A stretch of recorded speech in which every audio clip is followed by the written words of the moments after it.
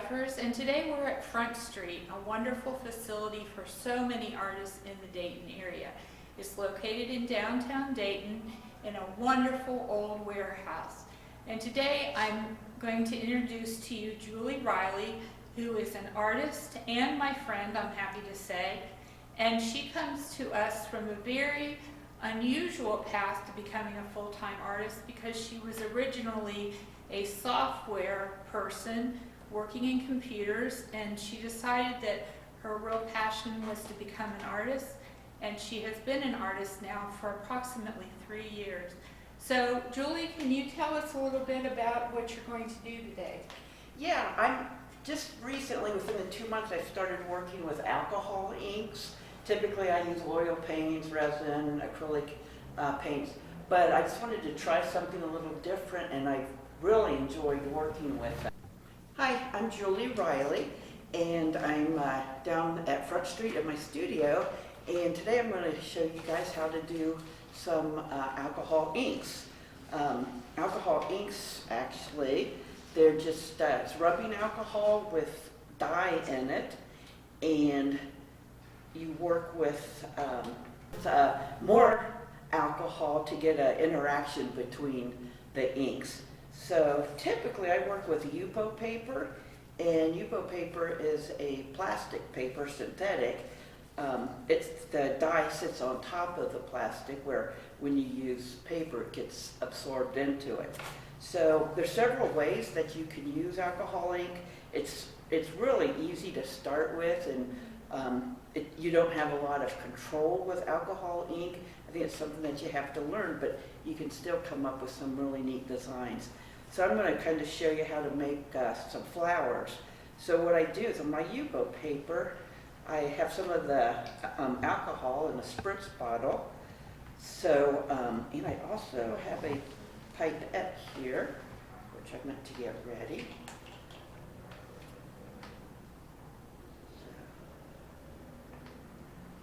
Okay.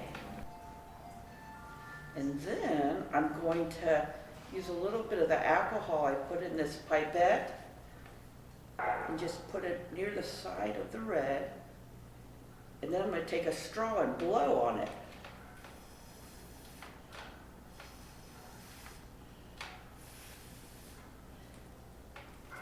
And this kind of starts the formation of a flower. And again, sometimes they work perfect. Other times you just have to work with them a little bit. I'm going to get some more alcohol there.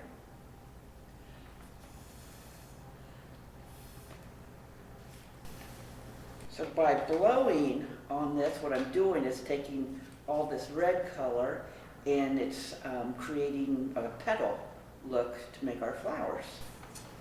So this is a very quick flower, but I'm going to take another color too, just to show you how they work. I'm going to take yellow, and I'm going to start another one here. Same thing, I'll just put 3 or 4 drops on top of each other, and then take my pipette with the alcohol, and then blow on it, and then kind of turn it, and do the same thing here.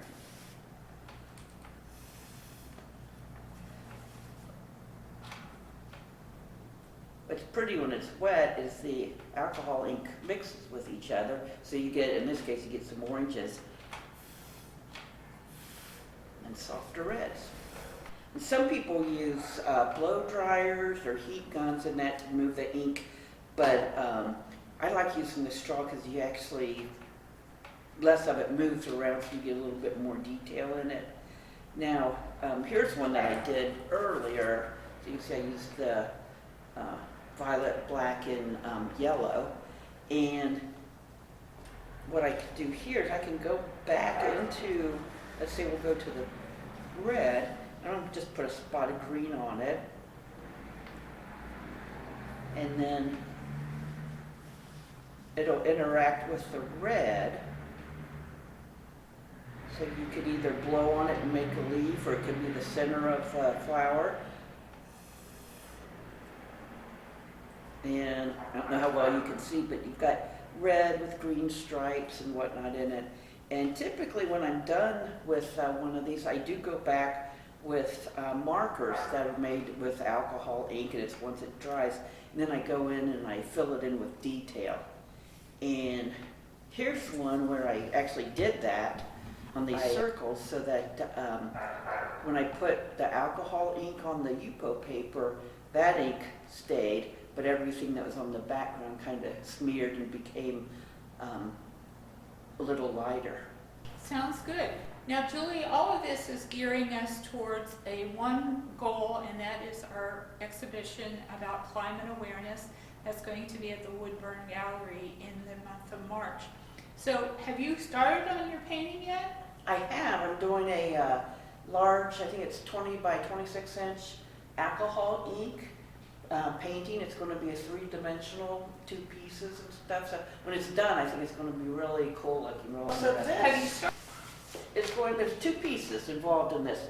This is going to be the front piece, and of course it's abstract. And what I'm going to do is I'm going to cut out some holes throughout this paper, and behind it will be this gray, and I'm still going to draw like cracked earth and stuff on here. So it's going to show how the changes in the climate has affected the earth, and where in this case, there's drought and whatnot, and it's taking away from the beautiful colors that we're used to seeing.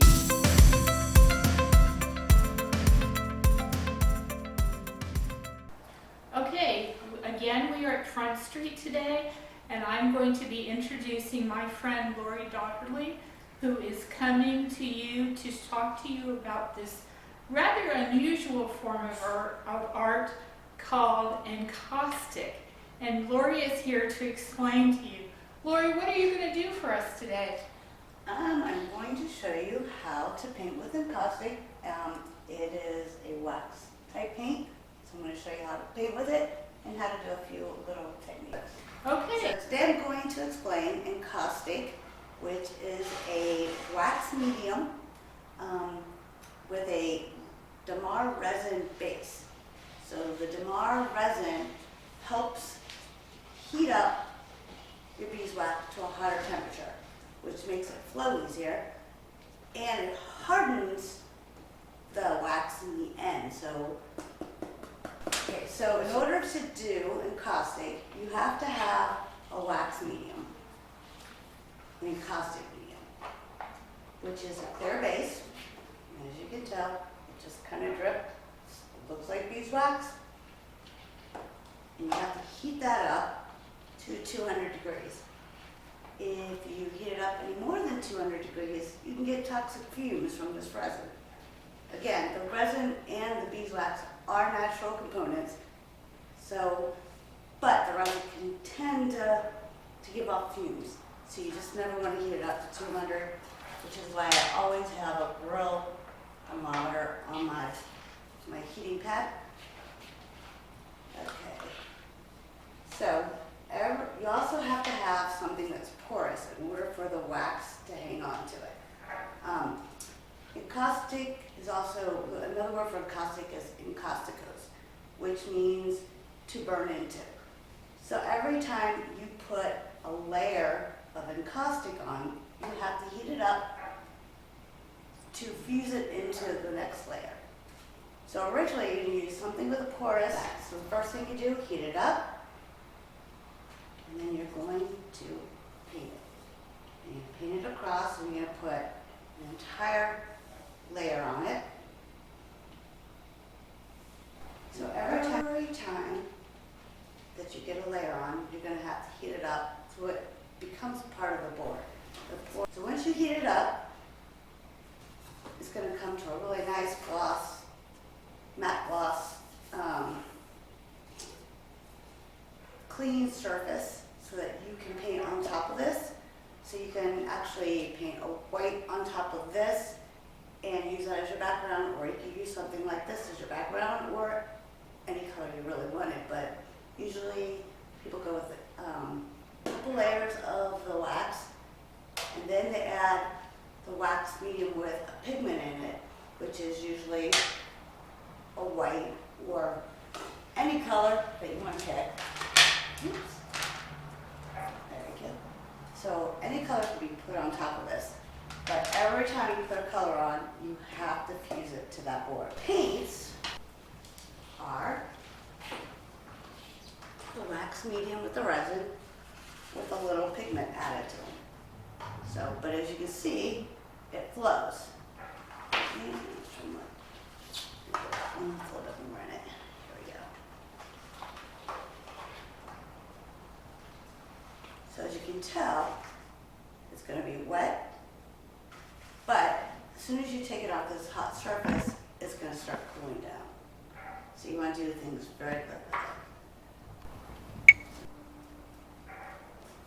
So you can see your brush strokes on this one. The more layers you put on Encaustic, the heavier it goes. So most people, or a lot of people, will use a hot or a heat gun and warm it up to work it in. And other people use torches, which is my favorite way to do this.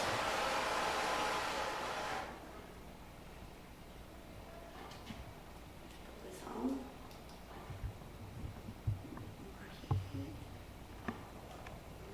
Side. You want to make sure it sinks in to the material underneath of it. So if you have a wax layer, you want it to go to the next wax layer. You want to make sure they're part of each other. Just doing this really quick. So where it was a little thicker, it's a little bit more opaque. So I'm going to show you with this. Oops, with this one. Earlier I did a shellac burn. So I had a white, I painted white over one of my boards that already had the wax on it. That way you can see a difference between a natural and your white. So then I took the shellac and painted it and then did a burn into it, which I will show you later.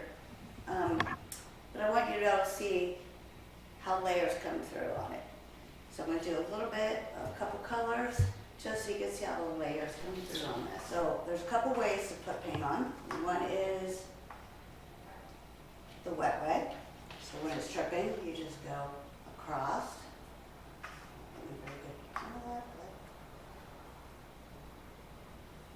So then you can also wait and do a dry brush, let it sit for a minute, and then pour it.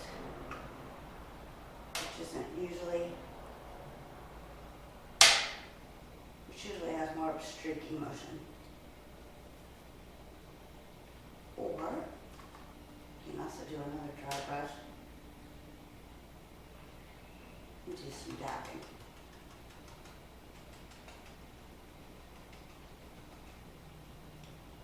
So there's different ways to mix your colors. So you can do it where,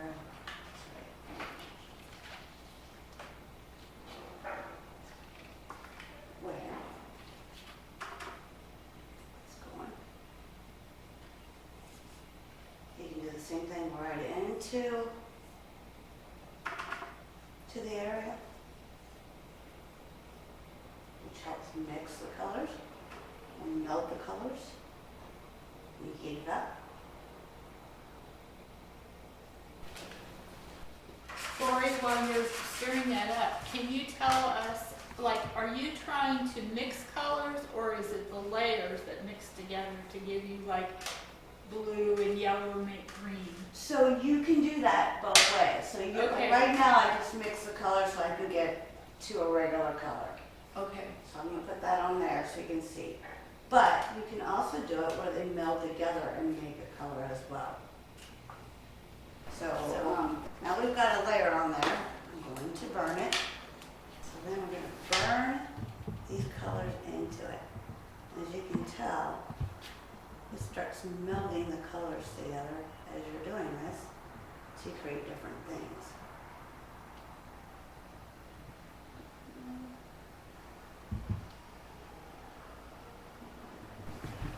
So like the natural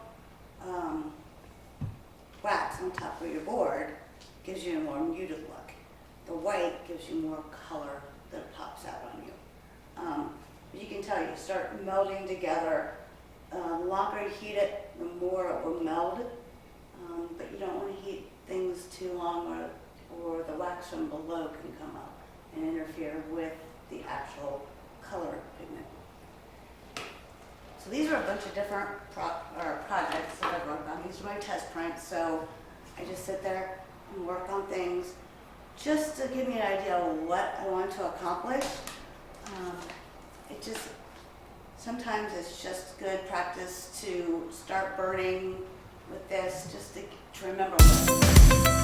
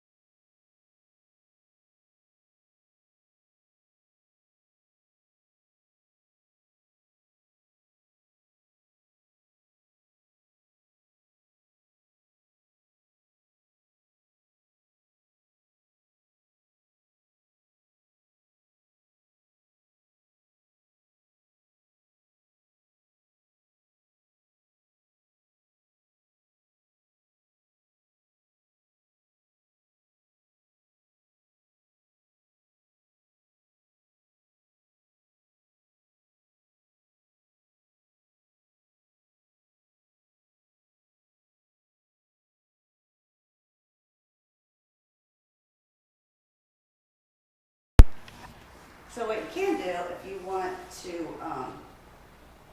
make a paint more translucent, you can fill up your little tin with some wax or some encaustic medium, and you take a little bit of the paint and pour it in. So you can see that I only have a tiny bit in there. I'm going to mix it up.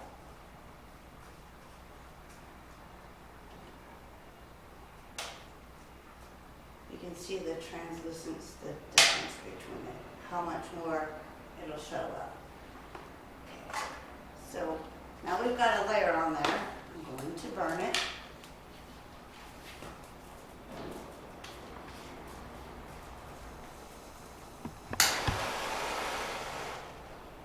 I'd love to see a woman in her torch.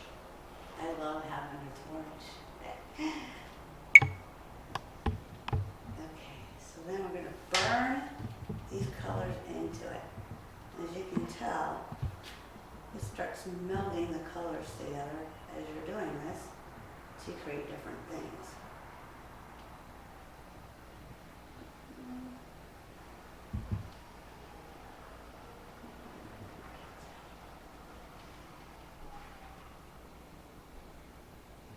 So it depends on how you do it.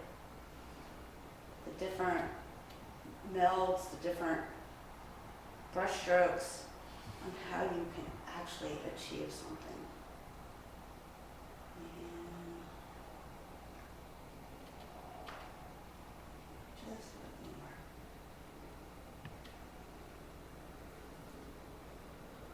So there's also the difference between the natural and the white. So like the natural wax on top of your board gives you a more muted look. The white gives you more color that pops out on you. But you can tell you start melding together. The longer you heat it, the more it will meld. But you don't want to heat things too long or the wax from below can come up and interfere with the actual color pigment. So these are a bunch of different projects that I've worked on. These are my test prints, so I just sit there and work on things just to give me an idea of what I want to accomplish. Sometimes it's just good practice to start burning with this just to remember what I was doing. And also often with the heat change, humidity change, the paints may react differently. So sometimes what might meld better one day will not meld that way the next day. So it's always best to just start playing around. Again, this is different layers. So on this one you can see the layer underneath of it. So you see a little bit of work coming through. So this is my favorite part of making some of these pieces. And this is, I painted on some white shellac, and I'm going to burn it. So it makes nice little lacy pattern.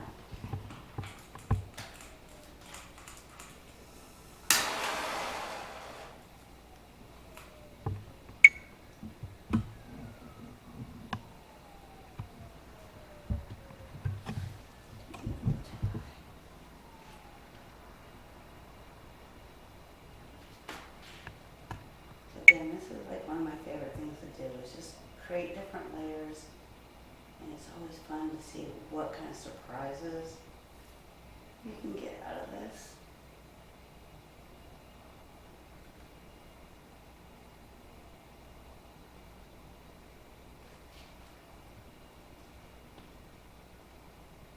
That's really cool how it's like blending in now a lot more. It opens up, the little holes opens up and creates this lace effect so you can see what's underneath of it.